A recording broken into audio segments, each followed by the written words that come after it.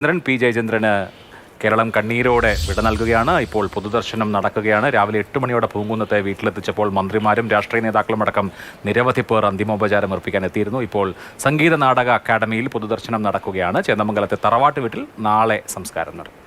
വൈകിട്ട് 3:30 സംസ്കാര ചടങ്ങുകൾ തറവാട്ട് വളപ്പിലെ അവിടുത്തെ ശ്മശാനത്തിൽ നടക്കുക. അരുൺ അമർനാഥ് വിവരങ്ങളുമായുണ്ട്. അരുൺ, നിലയ്ക്കാത്ത പ്രവാഹമാണ്, ആളുകളിങ്ങനെ വന്നുകൊണ്ടേയിരിക്കുകയാണ്. രാവിലെ വീട്ടിൽ നിരനിരയായ ആളുകൾ കാത്തുനിന്ന് അദ്ദേഹത്തിന് അന്ത്യാഞ്ജലി അർപ്പിച്ച് പോകുന്നതിൻ്റെ ദൃശ്യങ്ങൾ നമ്മൾ പ്രേക്ഷകരിലേക്ക് എത്തിച്ചിരുന്നതാണ്. ഇപ്പോൾ സംഗീത നാടക അക്കാദമി റീജിയണൽ തിയേറ്ററിലും സമാനമായ തിരക്ക് കാണാം.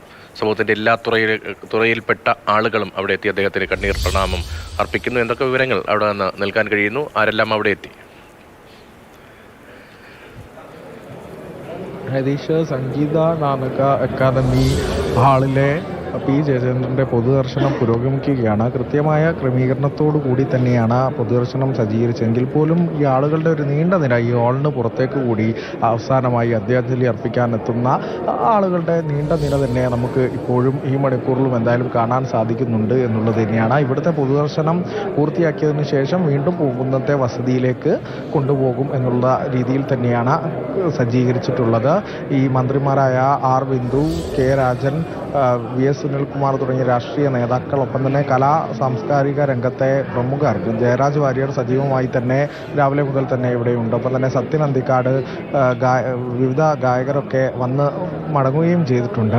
എന്തായാലും ഈ ഹാളിൻ്റെ പുറത്ത് ഈ പിന്നണിയിൽ ജയചന്ദ്രൻ ആലപിച്ച ഗാനങ്ങൾ ഇങ്ങനെ ഈ ഹാളിലാകെ നിറഞ്ഞു കേൾക്കുന്നുണ്ട്. അപ്പോൾ നമുക്ക് ഇവിടെ എത്തുന്ന ഓരോരുത്തരുടെയും മനസ്സിൽ തന്നെ ഉള്ള ഗാനങ്ങളാണ്.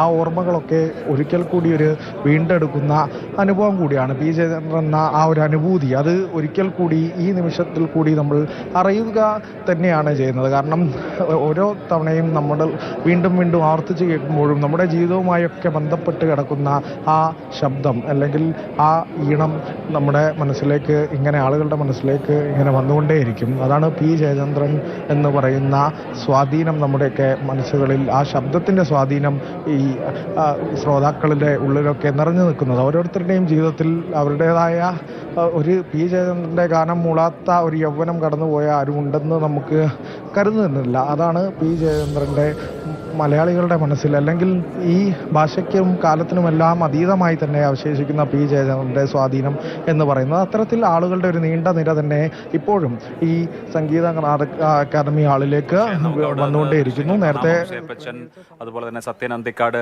ജയരാജ് വാര്യർ തുടങ്ങിയവരെ സംഗീത നാടക അക്കാദമിയുടെ റീജിയണൽ തിയേറ്ററിൽ കാണാം. അല്പസമയം മുൻപ് മാതൃഭൂമിയുടെ മാനേജിംഗ് എഡിറ്റർ പി വി ചന്ദ്രൻ പുഷ്പാർച്ചന നടത്തിയിരുന്നു, പുഷ്പചക്രം സമർപ്പിച്ചിരുന്നു. അദ്ദേഹം അവിടെ എത്തി ആദരാഞ്ജലി അർപ്പിച്ചിട്ടുണ്ട്. ഒരുപാട് പേർ, നമ്മുടെ സമൂഹത്തിൻ്റെ നാനാതുറയിലും ഉള്ള ആളുകൾ, പ്രശസ്തരും അപ്രശസ്തരുമായുള്ള ആയിരക്കണക്കിന് ആളുകളാണ് അവസാനമായി പ്രിയപ്പെട്ട ജയേട്ടനെ ഒരു നോക്ക് കാണാൻ തൃശ്ശൂർ സംഗീത നാടക അക്കാദമിയിലേക്ക് ഒഴുകിയെത്തിക്കൊണ്ടിരിക്കുന്നത്. എം സുധീരൻ ഉൾപ്പെടെയുള്ള നേതാക്കൾ രാവിലെ വീട്ടിലേക്ക് എത്തിയിരുന്നു.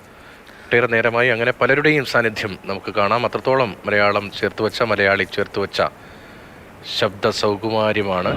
ആ ശബ്ദം ഇവിടെ അദ്ദേഹത്തിൻ്റെതായി എക്കാലവും അവശേഷിയും. പക്ഷേ അദ്ദേഹത്തിന് ഭൗതിക ശരീരം മാത്രമാണ് ഇല്ലാതാവുന്നത്. അദ്ദേഹത്തിൻ്റെ സ്വരം അനുപമമാണ്, അനന്യമാണ്. അത് മലയാളം ഉള്ളിടത്തോളം കാലം, നമ്മുടെ ഭാഷ ഉള്ളിടത്തോളം കാലം ജയചന്ദ്രൻ ഇവിടെ ജീവിക്കും. അദ്ദേഹത്തിൻ്റെ സ്വരത്തിലൂടെ, സ്വരമാധുര്യത്തിലൂടെ എന്നുള്ളത് വളരെ വളരെ സ്പഷ്ടമാണ്.